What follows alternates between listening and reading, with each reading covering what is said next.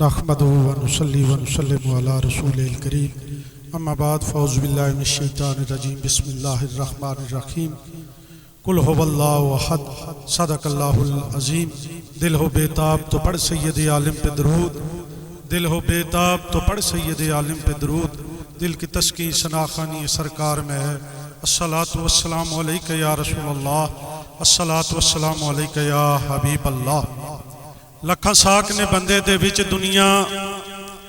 لکھاں ساک نے بندے دے وچ دنیا پر ساک کوئی نہیں ماں باپ دے ساک ورگا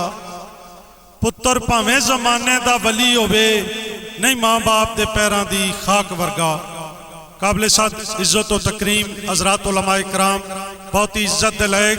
میرے معزز محترم سامعین آج کی یہ بزم ہمارے انتہائی مہربان پیارے اور بزرگ سیاسی رہنما سماجی محترم جناب کرنل محمد تاج مرحوم مغفور کے اصالِ ثواب کے حوالے سے انعقاد پذیر ہے۔ حضرات گرامی قدر یہ ایک مسلمہ حقیقت ہے جو انسان بھی اس دھرتی کے اوپر آیا اس نے واپس بھی جانا ہے، چاہے کوئی پڑھا لکھا ہے، چاہے کوئی ان پڑھ ہے،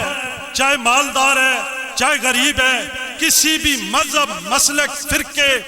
کو ماننے والا اس سے انکار نہیں کر سکتا کہ موت آنی یا تانی ہے۔ حضرات گرامی قدر لیکن جس طرح ہمارے یہ بزرگ اپنے خاندان والوں کو، اپنے دوستوں کو، اپنے رفقائے کار کو چھوڑ کر گئے ہیں، میں سمجھتا ہوں بظاہر تو وہ ہماری اس بزم سے اٹھ گئے ہیں لیکن خدا شاہد ہے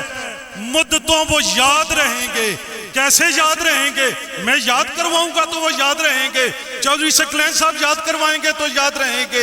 اعتزاز بھائی یاد کروائیں گے تو یاد رہیں گے۔ نہیں حضرات گرامی قدر انہوں نے اس دھرتی کے اوپر اللہ کی مخلوق کی اس طرح خدمت کی ہے، اس طرح چاکری کی ہے، اللہ کی مخلوق کا دل اس طرح خوش کیا ہے۔ میرے کریم آقا مولا صلی اللہ علیہ وآلہ وسلم کا ایک فرمان علی شان میں آپ کے سامنے پیش کروں گا۔ حضور نبی رحمت صلی اللہ علیہ وآلہ وسلم اپنی رفیقہ حیات میری اور آپ کی ماں ام المومنین حضرت عائشہ صدیقہ سے بیٹھے ہوئے خوش گپیوں میں لگے ہوئے تھے تو سرکار نے ارشاد فرمایا میری رفیقہ حیات اے عائشہ پوچھ، مجھ سے کچھ پوچھنا چاہتی ہے، مانگ مجھ سے اگر کچھ مانگنا چاہتی ہے۔ نبی کی گھر والی مومنوں کی ماں اور دینے والے اللہ کے نبی اور رسول حضرت سیدہ عائشہ صدیقہ نے فوری کوئی مانگ نہیں لیا، عرض کرنے لگی یا رسول اللہ یا حبیب اللہ اگر آپ اجازت دیں تو کیا میں کسی سے مشورہ کر سکتی ہوں؟ مانگنے سے پہلے مانگنے کا بھی ایک ڈھنگ ہوتا ہے، ایک سلیقہ ہوتا ہے، ایک طریقہ ہوتا ہے، مانگنے والے کیسے مانگ لیتے ہیں۔ حضرات گرامی قدر میرے کریم آقا کا دریائے رحمت جوش میں تھا، ارشاد فرمایا ہاں عائشہ تم مشورہ کر سکتی ہو۔ تو سیدہ عائشہ صدیقہ نے کس سے مشورہ کیا؟ آپ نے اپنے والد گرامی حضرت ابو بکر صدیق رضی اللہ تعالی عنہ آپ سے مشورہ کیا کہ میرے کریم آقا آج مہربان ہیں، انہوں نے کہا ہے پوچھ جو پوچھنا چاہتی ہے، مانگ جو مانگنا چاہتی ہے۔ اے میرے والد گرامی میں اللہ کے نبی کی بارگاہ میں کیا سوال پیش کروں، کیا عرضی پیش کروں؟ کریم آقا کی بارگاہ میں حضرت ابو بکر صدیق نے ارشاد فرمایا عائشہ حضور سے پوچھنا۔ سنو باپ اپنی بیٹی کو کیا مشورہ دے رہا ہے، اپنے سرتاج سے، نبیوں کے سرتاج سے پوچھنا ہے، مانگنا ہے تو کیا مانگنا ہے؟ عرض کرنی ہے یا رسول اللہ جب آپ عرش اعلیٰ کی بلندیوں کے اوپر گئے تھے، رب سے ملاقات کی تھی، وہاں جو بات چیت ہوئی ان باتوں میں سے کوئی ایک بات بتا دے۔ ہم باتیں کرتے ہیں تو اللہ کے نبی کی بارگاہ میں حضور کی گھر والی عرض کرتی ہیں یا رسول اللہ عرش اعلیٰ کی بلندیوں کے اوپر رب سے ملاقات کے وقت آپ کی کتنی باتیں ہوئی ہوگی، آپ جانتے ہیں یا اللہ جانتا ہے؟ تو آپ نے اجازت دی ہے تو میں نے عرض یہ کی ہے مجھے ان باتوں میں سے کوئی ایک بات بتا دے۔ میرے کریم آقا بولے حکمت کے موتی رولے، ارشاد فرمایا عائشہ وہاں پہ میری رب سے یہ بھی بات ہوئی ہے، اللہ کریم نے فرمایا جو کسی بندے کی پریشانی کو دور کرتا ہے، جو بندہ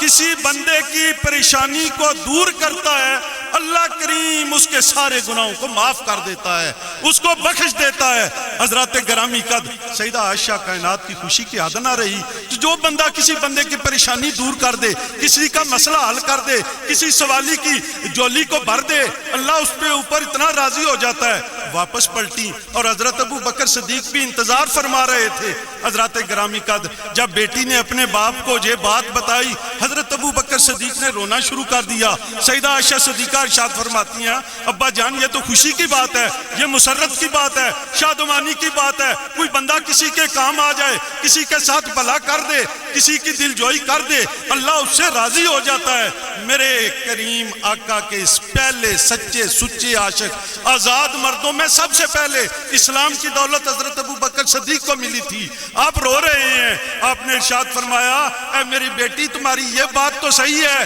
جو کسی کے لیے آسانی پیدا کرے گا، کسی کے لیے بھلائی کا موقع فراہم کرے گا وہ تو بخشا جائے گا، لیکن اس کی اپوزٹ بھی بات ہے، وہ بات یہ اگر کوئی کسی کو تکلیف دے گا تو پھر کیا بنے گا۔ میں تو سمجھ رہا ہوں میرے بھائی جو ہے نا، ہم جو بندے ہیں اللہ کے، ہم بڑے گناہگار ہیں، ہم کام لوگوں کے کم آئیں گے، لوگوں کے کام بگاڑیں گے زیادہ۔ حضرات گرامی قد کرنل صاحب وہ شخصیت تھی جو لوگوں کے کام آتے رہے۔ میں جنازے کے لیے آ رہا تھا، اس جنازے والے دن کی میں آپ کو بات بتاتا ہوں۔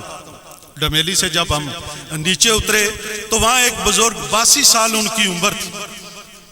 اور وہ اس طرح ہاتھ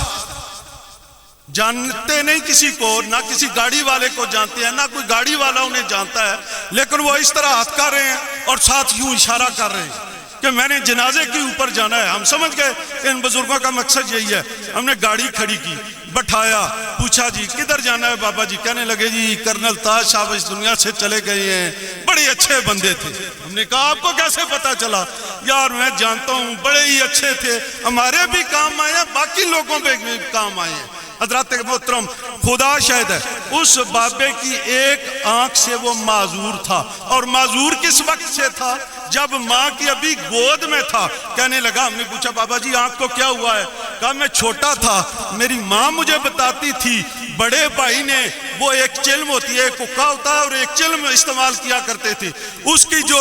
لکڑی جس سے سوٹا لگاتے تھے وہ اٹھا کے دوسرے بچے کو مارنے لگا تو میری آنکھ کی اوپر آنے لگی، میری آنکھ ضائع ہو گئی۔ 82 سال کا بوڑھا شخص جس کے پاس سواری موجود نہیں، بتاؤ کرنل صاحب اسے پیغام دے کے گئے تھے تم نے میرے جنازے میں آنا ہے، مجھے پیغام آیا، مولانا صاحب کو پیغام آیا، آپ کو اعلان کے ذریعے فون کے ذریعے پیغام ملا، آپ لوگ پھر آئے۔ بتاؤ اس بوڑھے بزرگ کے دل کے اندر کون موجود تھا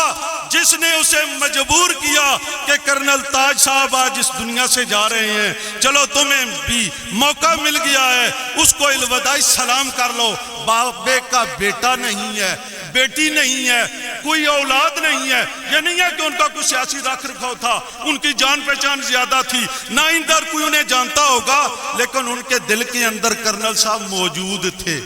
جنہوں نے انہیں مجبور کر دیا۔ میں سمجھتا ہوں بے شمار ایسی باتیں ہیں اس مرد درویش کی، انہوں نے ساری زندگی،